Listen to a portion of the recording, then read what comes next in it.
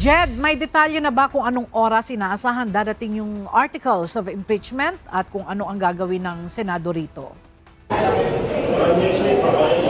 Sa ngayon ay wala pa ring balita sa kung kailan inaasahang darating yung articles of impeachment laban kay Vice President Sara Duterte. Ito ay kahit pa nanalo na ito sa botohan sa Kamara nitong nakaraang araw. Ngunit kahapon ay tiniyak ni Senate President Alan Peter Cayetano na sakaling dumating ito sa Senado ay forthwith silang magko-convene. Sa pag-aabang sa pagdating ng articles of impeachment laban kay Vice President Sara Duterte dito sa Senado, inihayag ni Senator Ronald Bato de la Rosa na hindi pa napapag-usapan ng mayorya sa kung ano ang gagawin nila rito. Ayon sa senador na kilala ring kaalyado ng pamilya Duterte, bakit tila nagmamadali ang iba na pag-usapan ito samantalang hindi pa nga ito na itatransmit sa Senado. Wala pa, hindi pa namin napag-usapan yan. Ika, 1 day old, 2 years old, 2 years, 2 months, 2 days old pa lang kami. So, hindi pa namin napag-usapan yan. At saka, bakit ka masyado atat-atat pag-usapan? Hindi pa nga na-transmit yung articles of impeachment dito sa Senado. Bakit masyado kang atat-atat na buwa ng hakbang? Relax lang, relax. Darating tayo dyan. Wala ko ba rin sa jail? IT.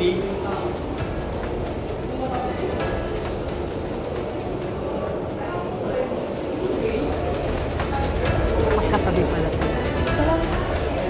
Sa kabila nito, bagamat walang tiyak na araw na binanggit si Senate President Alan Peter Cayetano kahapon, tiniyak niya na forthwith ang magiging convening ng Senado oras na dumating na ang articles of impeachment laban sa pangalawang Pangulo. Binigyang diin din ng Senate leader na walang magiging delay ang pagdinig at hindi rin dapat mabahala ang publiko na hindi nila tatalakayin ito. Samantala, umapila si Senator Bato sa mga kapwa niya senador na bigyan muna siya ng pagkakataong makapaghanap ng legal remedies sa kinahaharap na arrest warrant bago siya obligahing sumuko. Kasunod ito ng pagpa-file ng resolusyon ng 5 senador na humihimok sa kanya na kusang loob na lang sumuko sa proper authorities.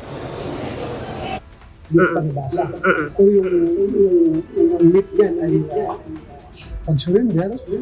Nakiusap na ako sa kanya na masyado kayo atat-atat na makulong ako. Hintayin lang ninyo. Pabigyan lang nyo ako ng chance na i-avail yung remaining na legal remedies na pwede kong i-avail. So, huwag nyo sila atat-atat.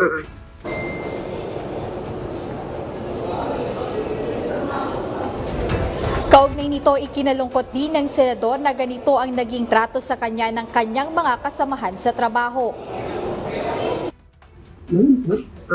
Kasama natin yan eh. Matagal kami kasama sa Senado. Galing-galing na lang tayo na umalis ka dito. Hindi ka na kailangan, sumurinder ka.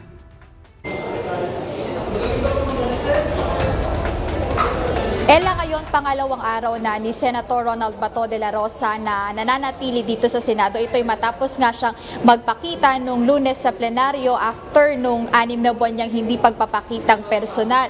At sa mga naging panayam sa kanya, wala siyang tiyak na petsa kung hanggang kailan siya mananatili dito sa Senado at inaabangan niya or isa sa mga inaabangan ng kanyang kampo ay yung magiging desisyon ng Korte Suprema doon sa mga petisyong kanilang inihain at sinabi niya na handa silang i-exhaust o gamitin yung lahat ng legal remedies kaugnay doon sa mga isyong kinahaharap niya at nakiusap siya doon sa mga kapwa niya senador na huwag madaliin yung pagsuko niya dahil marami pa nga silang tinitignang mga posibilidad at legal na remedyo.